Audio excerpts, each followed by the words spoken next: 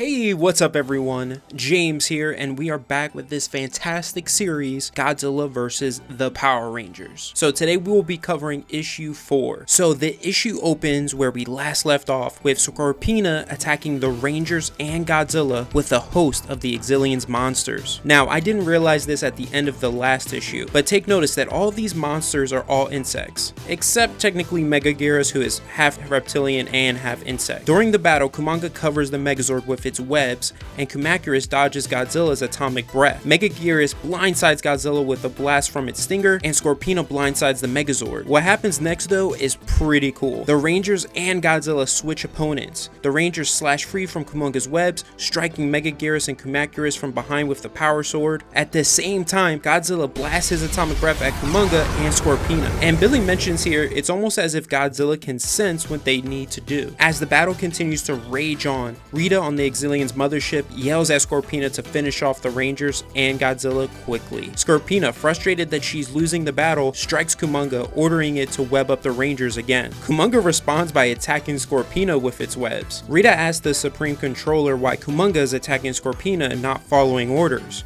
And the Supreme Controller tells Rita that he warned her the monsters of this world couldn't be controlled. Godzilla uses this opportunity to finish off Kumonga, smashing it with its prehensile tail, and the Rangers at the same time smash Kumacuras. What's interesting is we don't see Megaguirus destroyed. I don't know if the writer or artist forgot about it, or we're supposed to just assume Megaguirus was killed at some point during the fight. But anyways, Scorpina flees the battle, refusing to be destroyed by the Rangers. Rita then threatens the Supreme Controller, powering up and pointing her magic wand at him, demanding he unleash his most powerful monster. The Supreme Controller refuses, telling Rita she's far too rash, that he won't release the dreaded Monster Zero without the absolute certainty of victory. Rita orders Goldar that they're taking over, and Finster to unleash Monster Zero. Goldar starts taking out the Exilians on the bridge, as Finster starts to mess with the bridge's controls. Who then appears in front of the Rangers and Godzilla is Monster Zero, aka the mighty King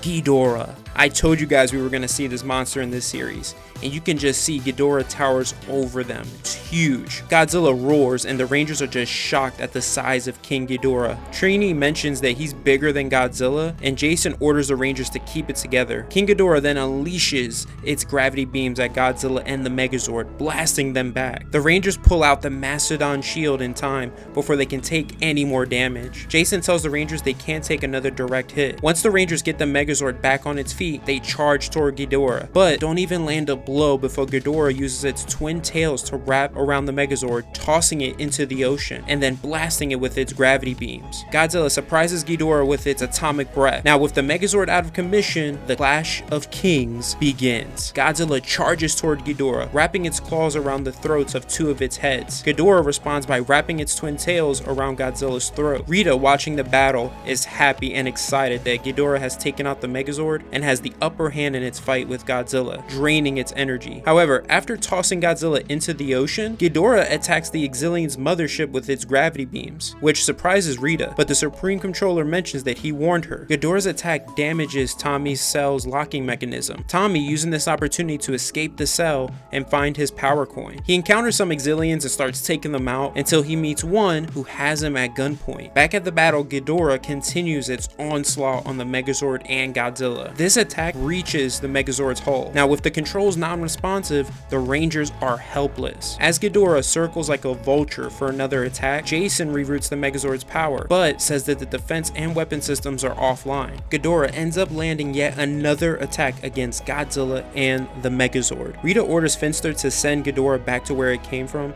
but he informs Rita he doesn't know how. Rita ends up telling the Supreme Controller he should help if he doesn't want the ship to be destroyed. Ghidorah again attacks the Exilian's mothership. Now, this attack knocks the Exilian who has Tommy at gunpoint off balance. Tommy, taking advantage of this opportunity, grabs the Exilian, but this Exilian reveals he's come to set Tommy free, stating that this campaign to take over the Earth has become too costly, especially since Rita arrived. He tells Tommy to help his friends and find a way back to his dimension. This Exilian doesn't say he is the Supreme Controller, but it came across that way with me when I was reading this. I could be totally wrong, but maybe the Supreme Controller switched places with another Exilian at some point at the bridge, or another possibility this is just an Exilian acting of his own accord. I don't know, but either scenario works with me. The Exilian gives Tommy his power coin, and Tommy says, "You know what this means. It's morphin' time."